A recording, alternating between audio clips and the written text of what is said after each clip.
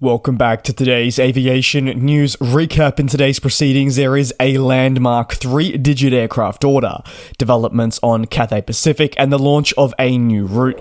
But let's begin with no doubt the headline story, and that is Saudia Group, representing Saudia and Fly a Deal, has announced a major new aircraft order for, drumroll please, the Airbus A320neo family. At completion, the deal includes 105 aircraft spread across 2 aircraft variants.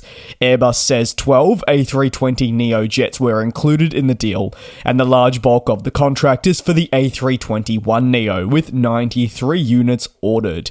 Airbus is continuing to enjoy significant success with its A321neo program. Across 2023, this variant was the best performing aircraft across the portfolio of jets that are offered to customers.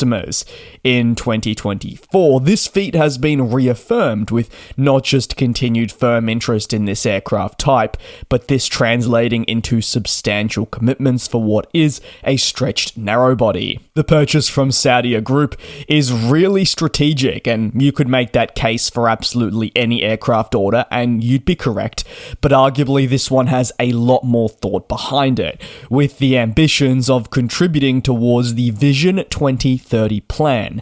This plan involves the kingdom's capabilities within the aviation sector to boost the economy.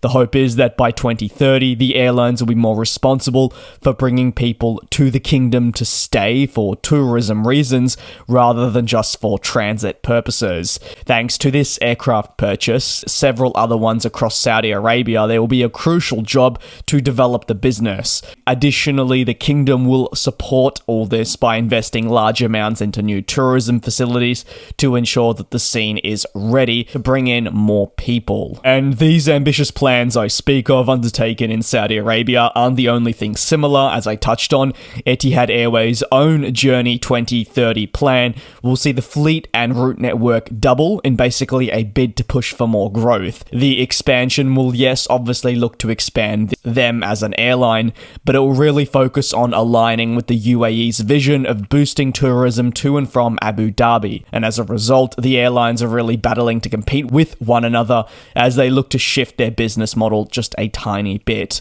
The Director General of Saudia Group said that the growth objectives will see destinations grow well past the over 100 that features. As a result, we should see seat capacity increases that will take effect immediately, with more routes to be added in due course. The new A320neo family jets are expected to play a role in all of this. While there's much talk on Saudi Arabia's plans, the A320neo jets were just purely selected thanks to their operational efficiency. Several executives highlighted the capabilities of the aircraft and said the A320neo family came out after careful consideration to be the best choice. These aircraft purchases are very important for airlines that are on a course for growth into the 2030s and have the funding that can back such large commitments. This is because analysts warn that several of these aircraft lines that are incredibly popular are selling out, so airlines need to place their orders sooner rather than later to ensure that they can remain competitive and are not having to rely on a leasing market that is also selling out by the time the next decade comes around. The next story sees me move to Cathay Pacific, who have published an important update with the figures for 2024. April. The carrier says it was able to bring 1.741 million passengers across the most recent month, which, if you were curious, represented a 26.1% increase year over year. Meanwhile, one of the lower points came from the airline's passenger load factor, or PLF, which dropped 5.4 percentage points to 81.6. Monthly revenue passenger kilometers across the airline did see increases. Additionally, we saw available seat kilometers increase as the airline sought to considerably boost its capacity into not just new, but existing and returning markets.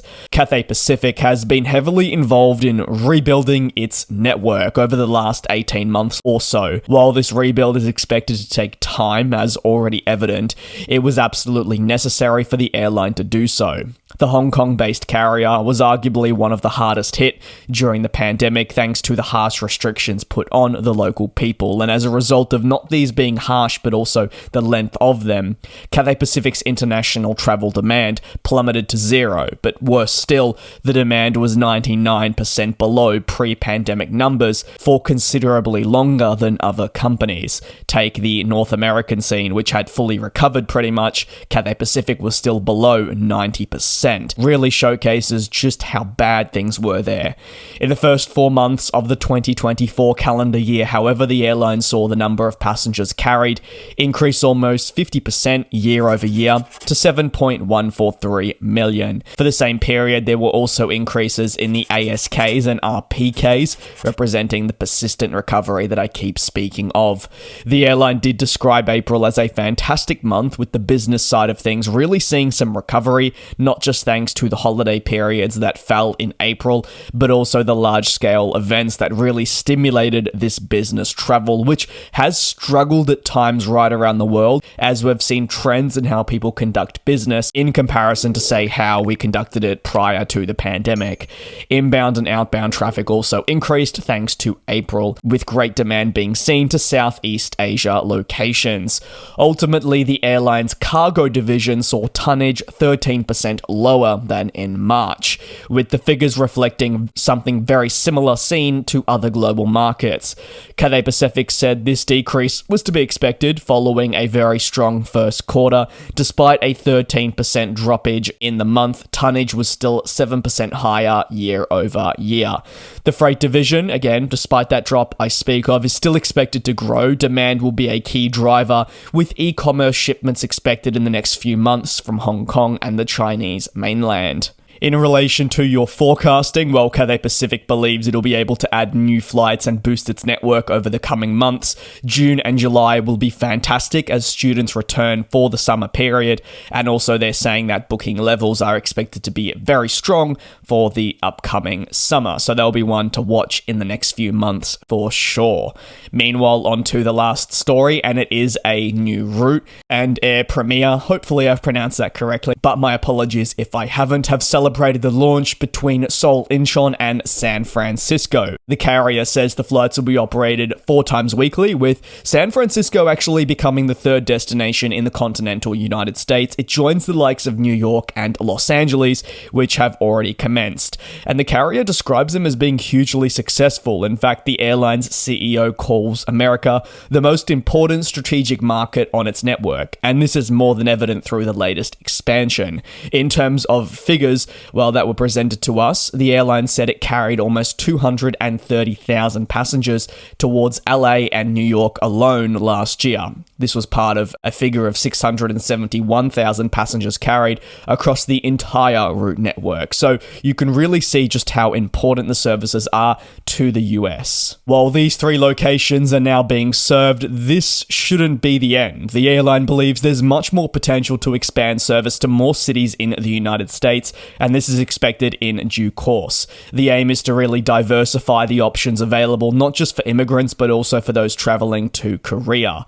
The new airline is relatively new to the industry, launching only in July 2022, but thanks to the rapid expansion, we now see them in several noteworthy gateways, whether that is in the Americas or within Asia, including Bangkok and Tokyo. And with a fleet of the modern 787, they certainly see themselves as being well equipped for the future. That'll conclude today's pretty lengthy aviation news recap. If you've got any thoughts, you know the best place to leave it is down below in the comments. Thank you very much for your support here on the channel. It is certainly appreciated. Do take care and do also be safe.